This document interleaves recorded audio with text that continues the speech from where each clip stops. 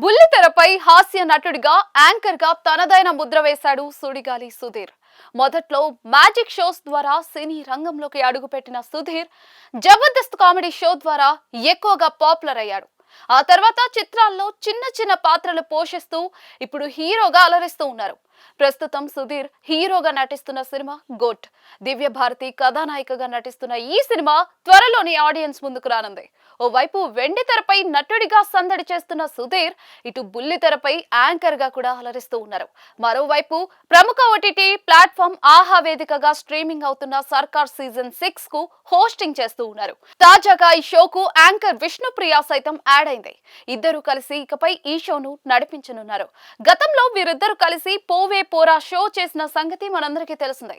తాజాగా విడుదలైన ప్రోమోలో పాపం ప్రతాప్ మూవీ టీం సందడి చేసింది.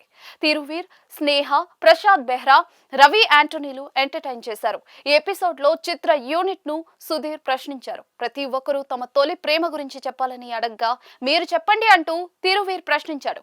దీంతో విష్ణుప్రియ మాట్లాడుతూ 14 సంవత్సరాల రిలేషన్షిప్ కదా, ఎందుకు బ్రేకప్ అయింది అని అడగ్గా సుధీర్ తన ఫస్ట్ లవ్ గురించి చెప్పుకొచ్చాడు. సుధీర్ మాట్లాడుతూ 14 ఏళ్లు రిలేషన్షిప్, స్కూల్ నుంచే పరిచయం, ప్రేమ. నేను ఇక్కడే హైదరాబాద్ వచ్చి పని చేసుకుంటున్నాను.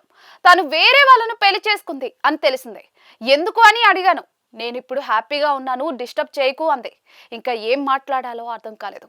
నెక్లెస్ రోడ్ లో అరుస్తూ పరిగెత్తాను అంటూ ఆ రోజు జరిగిన సంఘటనను చెప్పుకొచ్చాడు.